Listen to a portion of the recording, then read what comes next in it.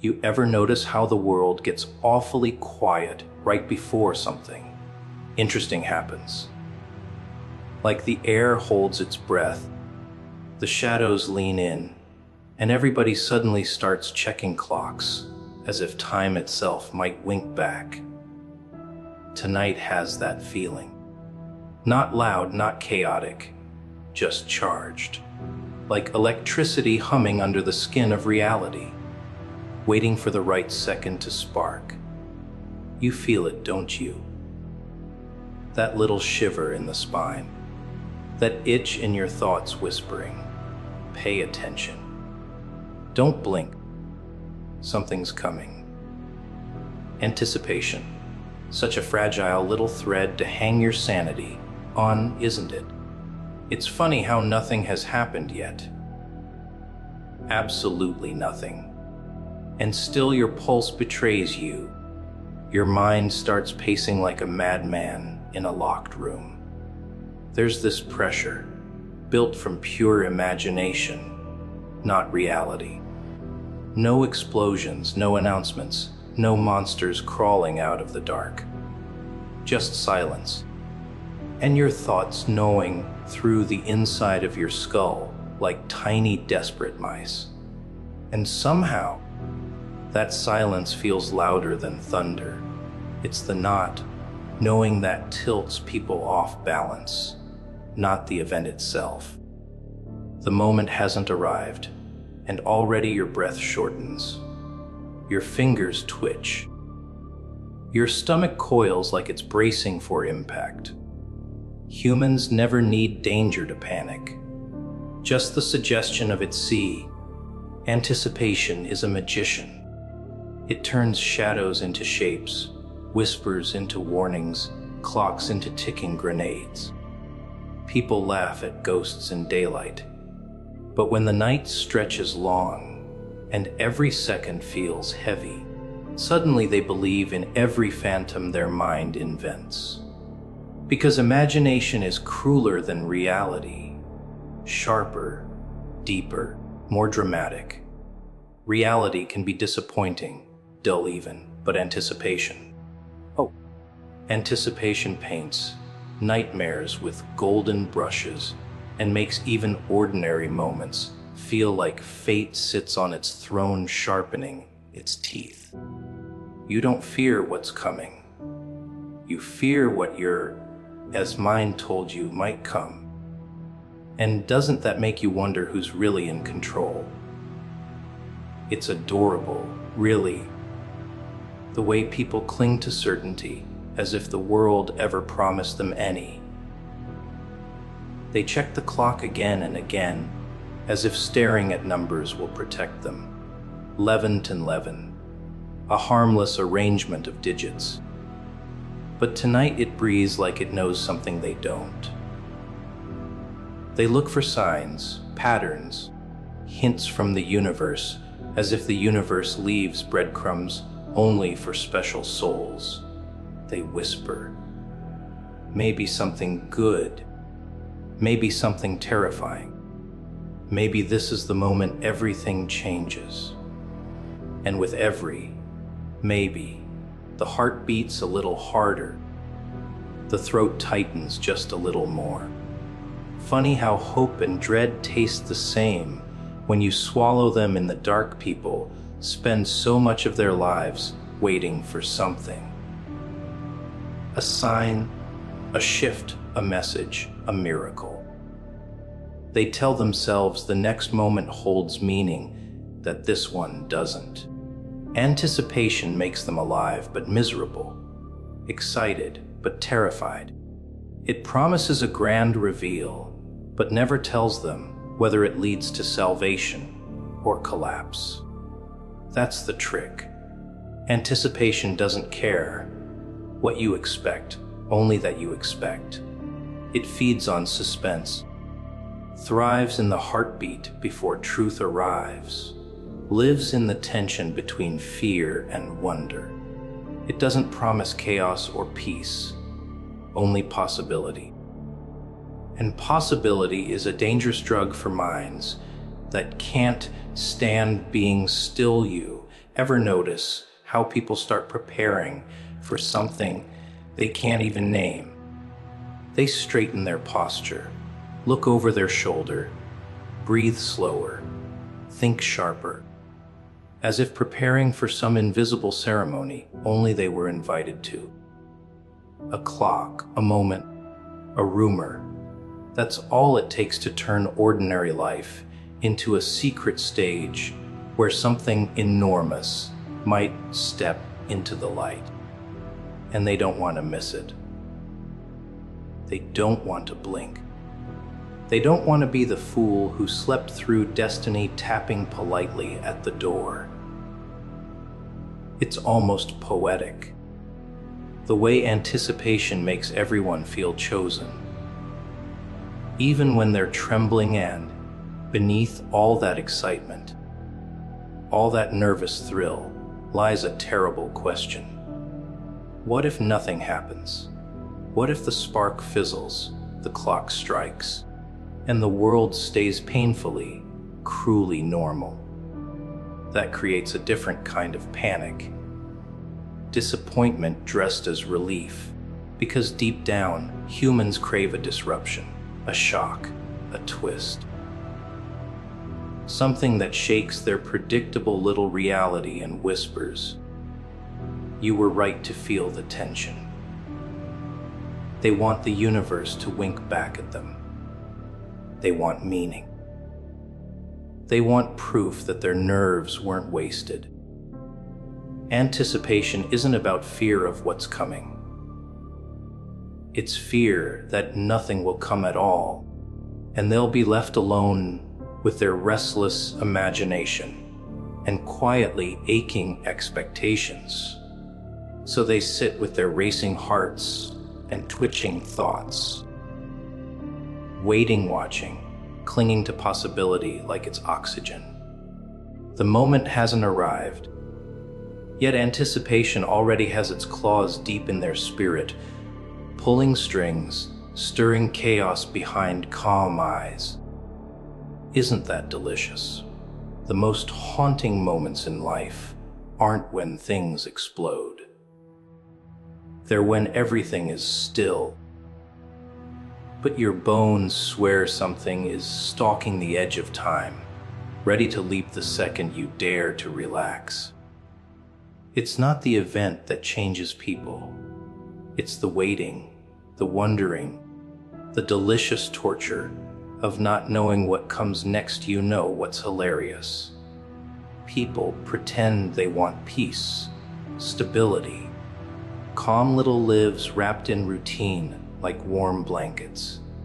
But deep down, they're starving for disruption.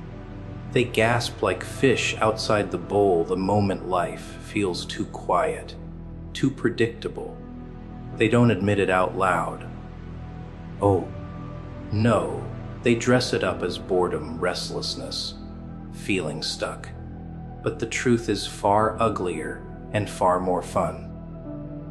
They want something to shake them, slap them awake, jolt their spirit like a spark in a room full of gasoline fumes.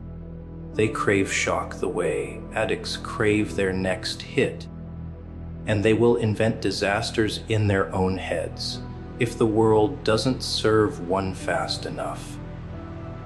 It's funny how ordinary life feels like suffocation to them. Coffee, work, traffic, scrolling, sleeping, repeat. Predictability isn't comfort, it's a slow poison. You see it in their eyes, glazed over like windows in an abandoned house. They start dreaming of lightning strikes, sudden calls, dramatic revelations. They tell themselves they want good news, positive surprises, opportunities falling from the sky. But let's be honest, most of them would settle for chaos if it meant feeling something. Happiness is polite, soft, almost shy. Shock, though. Shock kicks the door open without knocking, and humans adore a little lawlessness in their bloodstream, As long as they can pretend they didn't ask for it, watch them when a rumor spreads. The pupils dilate, breaths shorten. Fingers tighten around their phones like lifelines. Something big is coming. They whisper it like a prophecy. Doesn't matter if they don't know what. The not knowing is the thrill. The shock isn't even here yet, but they're already alive again. Isn't that strange? A life untouched by crisis, and they're restless, anxious, clawing at the walls of routine, waiting for a crack that spills either light or fire. They don't even care which. Peace is boring. Disaster, revelation, upheaval. Those are theater. And humans love theater more than they love safety. They try to manufacture little jolts to keep themselves sane.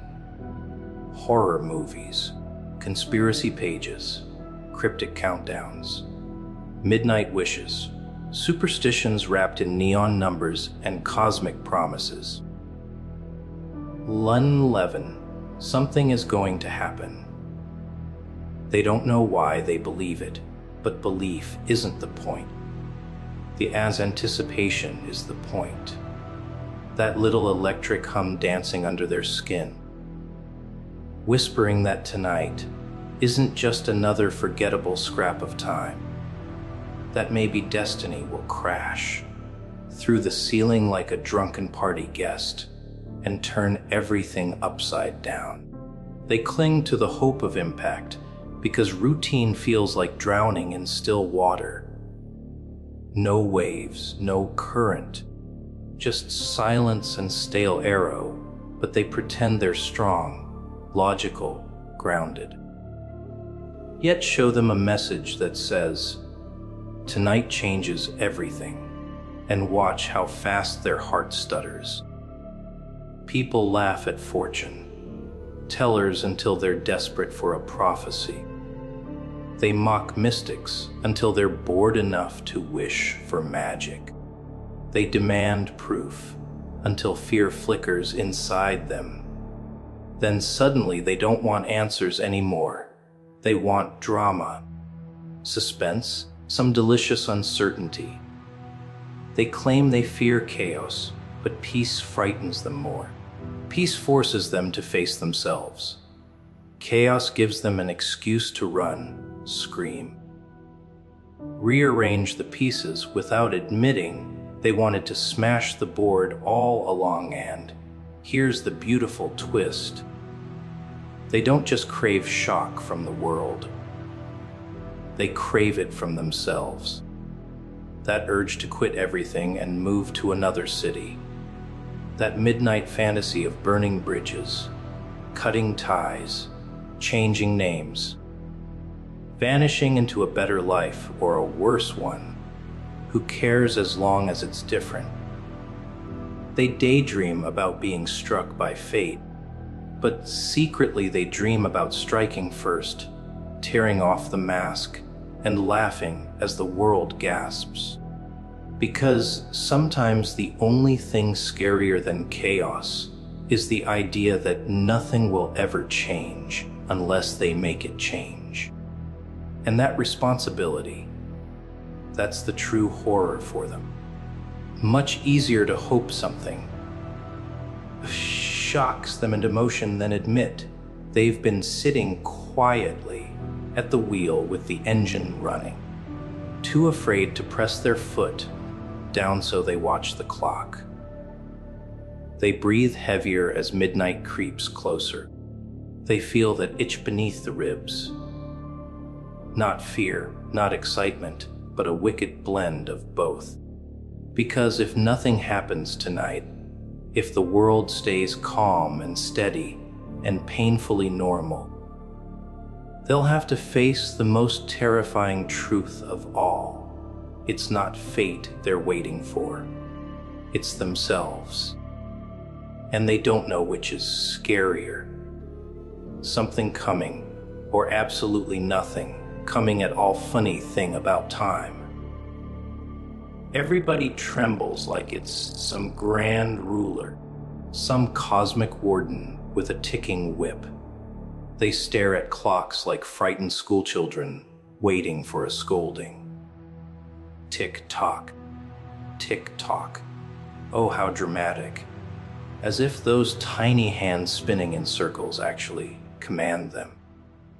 But here's the dirty little secret most people refuse to admit.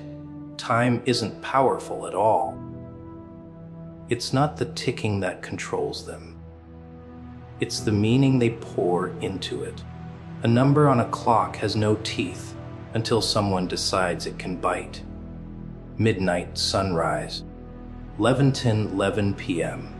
Innocent little timestamps until a human gives them fangs. Think about it. A minute is just a minute. 60 lonely seconds shuffling by. Unless you decide those seconds mean the world. Suddenly they swell, pulse, breathe. Suddenly they carry weight. Put a deadline on them and watch. Watch the panic bloom in someone's eyes, like a flower fed too much fertilizer. Their heart jumps, their hands sweat, their thoughts sprint in circles, chasing each other like scared animals, all because they chose to believe a specific time matters, not because it actually does. Without meaning, time is just a polite background hum, but add anticipation, fear, hope, and suddenly it becomes a drumbeat in the skull. People worship clocks more than gods, more than truth, more than themselves. They whisper wishes at 11:10:11, dread midnight like it's a trapdoor to doom. Count the seconds before a message arrives, as if the universe is grading their patience. Why? Because the mind needs symbols. They give time meaning because they're afraid of time being meaningless. If nothing matters, if every moment is equal, then they would have to confront the most horrifying reality of all, that they are the ones who choose significance, and choice is terrifying. Because if you choose wrong, if you waste time you gave power to, what does that make you? Guilty, afraid, lost. Humans hate feeling responsible for their own moments. Much easier to blame the clock. It's almost adorable how they say, "There's not enough time." They whine, panic, pray, scream internally, "I'm running out!" But what are they really running from? Not the ticking. No. They're running from the mirror time holds up. Every passing second reminds them that they could act, they could change, they could speak, leap, decide, but they haven't. Time doesn't trap them. Hesitation does. Time isn't the chain, fear is. If clocks vanished tomorrow, most people wouldn't feel free. They'd feel naked, lost. No structure to blame, no seconds to hide behind, no countdown to pin their anxiety on. Imagine that. No excuse left except the truth that they were always capable, just never willing, and oh, how beautifully dramatic they get when a special time approaches. They lean in, breath quickening, as if fate has an appointment. Something might happen at this moment. They don't question who promised it. They don't ask why it matters. They just surrender. They charge time with magic like children breathing life into shadows. But ask them why Leventon matters, why New Year's feels powerful, why midnight holds superstition like a locked box. They shrug, mumble, say, it just does. No, it doesn't. You do. Humans sprinkle mystery on ordinary moments because without mystery, the world feels unbearably plain. the hilarious twist. The moment you stop bowing to the clock, time panics. It loses its throne. You become untouchable. Because then you don't wait for the right minute. You create it. You don't whisper to a number hoping for magic. You become the magic. And suddenly the ticking feels small, almost cute. Like a toy pretending it was ever a threat. People don't fear running out of time. They fear realizing they could have acted at any time. They don't fear the clock. They fear themselves. So they cling to rituals, countdowns, superstition, significance like lifeboats. They ask the clock to tell them when life matters, when to feel hope, when to expect wonder, when to panic. They hand time the keys to their mind and say, "Tell me when to live." And the clock laughs. Not because it's powerful, but because they made it powerful. The meaning isn't in the minute. It's in the person shaking while they wait for it. The magic isn't in the hour. It's in the belief trembling around it. Time isn't the king. Belief is. And belief can crown anything, even a number glowing softly on a screen in the dark. Oh, panic. What a wonderfully dramatic little costume people love to wear. They call it instinct. They call it survival. They call it, "I just can't help it." What a convenient excuse. Panic is rarely instinct. It's habit. A reflex they polish like a nervous tick, ready to pull out the moment life whispers instead of screams. Someone hears a rumor, a sound, a countdown, a cryptic time like 11 and lemon, and instead of breathing, instead of thinking, they sprint straight into chaos in their own head. They build disasters out of dust. They turn tiny unknowns into cosmic catastrophes with the imagination of a poet and the emotional stability of a balloon near a needle. And they call that instinct, please. Instinct is sharp, clean, decisive. The animal inside doesn't scream, it tracts. Panic isn't instinct.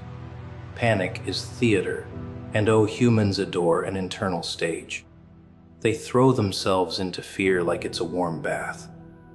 Hearts racing, breath short, hands shaking, mind spinning, it makes them feel alive. Isn't that funny? They dread fear, yet chase it every chance they get. They don't fear the unknown. They fear sitting still with it. They don't fear danger. They fear waiting for it. The imagination becomes the monster long before reality ever knocks. But here's the punchline. Panic pretends to protect you, but really, it blinds you. It turns sharp minds into fog, turns strong bodies into trembling statues, turns potential into paralysis. Panic doesn't help you escape danger. It chains you to it, freezes your thinking, narrows your vision, makes you desperate for control while handing it away. It's the grand illusion of urgency. The mind screams, "Do something!" Anything. And suddenly people leap off cliffs because standing on solid ground felt scarier. Most people don't break from what happens. They break from what they imagine might happen. They crumble under possibilities, not realities. The unknown whispers a single question, and they fill in the rest with every nightmare they've secretly rehearsed. Anxiety is just creativity with a dark wardrobe. Instead of painting futures, they paint funerals. Instead of imagining change, they imagine collapse. And then they swear the world is cruel, when it was their mind sharpening the blade all along. Yet, look at the rare ones. The ones who breathe when everyone else runs in circles. They don't flinch, they don't scramble. They don't let the clock or whispers or shadows puppeteer their nerves. Chaos doesn't cage them. It crystallizes them. While everyone else loses shape, they sharpen. They see clearer, move slower, choose smarter. Not because they're cold or fearless. Oh no. But because they know panic is just fear wearing clown makeup, hoping to be taken seriously. Calm isn't the absence of fear. It's refusing to let fear hold the microphone. And here's the irony. People think staying calm makes them weak, passive, unaware. But panic is predictable.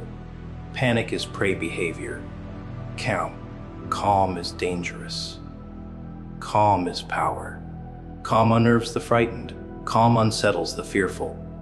Calm tells the storm, I'm not moving. When everyone else runs toward noise, the calm one listens for truth. When everyone else reacts, the calm one chooses. That's the real threat, not chaos, but someone who refuses to bow to it. You see it in emergencies, in heartbreak, in countdowns, in whispers of something big coming tonight. Some people unravel, others inhale slow, exhale slower, and step forward like they're walking through falling glass without blinking. They don't rush to conclusions, don't collapse into fear, don't surrender to imagination's worst case parades. They don't give panic the satisfaction of controlling them. They watch it dance, scream, shake, then smile, because they know panic is loudest when it's weakest, and oh, how the panicked crowd hates the calm one. They call them emotionless, detached, strange, uncaring, but really, they envy them. Because deep down, every trembling soul wishes they could be the one who doesn't flinch when the world creaks. The one who trusts themselves more than the ticking clock, the rumor, the shadow, the unknown. Panic is a choice disguised as instinct. And once you see that, once you realize fear can knock without being invited in, suddenly chaos isn't scary anymore. It's silent. And silence, to most people, is the loudest thing in the world. Funny thing about chaos. Everyone thinks the loudest one wins. They think the person running, screaming, pacing, refreshing news, checking clocks, clutching their chest like they're auditioning for a tragedy, they think. That's power. No, that's noise. And noise is just fear wearing a megaphone. Real power, that's quiet. Real strength. Oh, it moves like a shadow, not a storm. Stillness. That's where the real danger lies. Stillness in chaos isn't apathy, it's precision. It's a lion lying calmly in tall grass while anxious deer run in circles, making themselves easy targets. People confuse motion with strength because movement makes them feel less helpless. But stillness means you trust yourself enough not to flail. Look around when tension rises. Someone yells, someone panics, someone overreacts, someone tries to lead without thinking. And then there's one person who just sits there, eyes steady, breathing slow, watching everything. They don't jump, don't twitch, don't scramble for control like a drowning man grabbing at bubbles. They look almost amused. It irritates everyone. Why aren't you worried? Why aren't you reacting like the rest of us? Because reacting isn't power. It's surrender disguised as participation. When chaos hits, most people aren't responding. They're obeying their fear. Instantly, blindly. Willingly, stillness is rebellion. Stillness is someone whispering to panic. Not today. It's the refusal to perform emotional theater for the world. And oh, how the world loves its drama. People act like chaos demands their panic, like they owe fear a performance. They think movement equals bravery. No, movement often equals weakness. It means fear got a hold of the wheel, and they're just passengers pretending they're driving. Stillness. That's someone ripping the wheel back quietly, while everyone else is too busy screaming to notice. Funny, isn't it? Everyone claims they want peace, clarity, control. Yet the moment peace arrives disguised as silence, they choke. They need noise to feel alive. They fear calm because calm forces them to hear their own thoughts, to face their own reflection without distraction. Chaos is a wonderful mask for fragility. Stillness rips it off, and people don't like being exposed like that.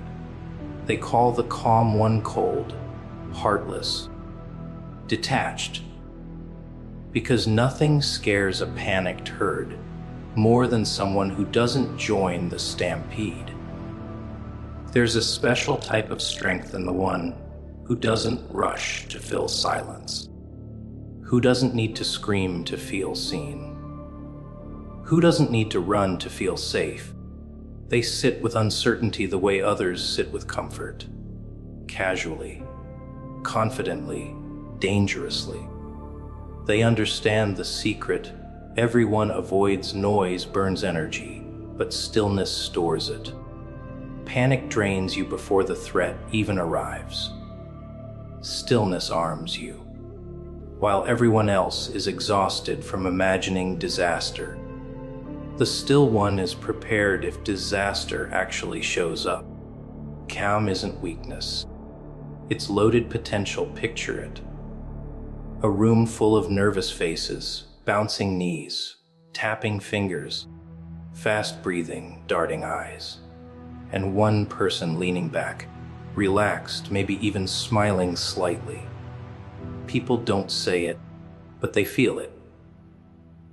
That's the person you'd follow. Not the loud one, not the frantic one, the quiet one. Because instinct knows something intelligence often forgets. Noise is desperate. Quiet is confident. Panic asks, "What do we do?" Stillness says, "We'll see." One is fear running wild. The other is fear sitting obediently in the corner because someone stronger told it to wait. And deep down, everyone wishes they could be that quiet force. The storm that doesn't need to roar to be feared. The mind that doesn't need to rush to feel in control.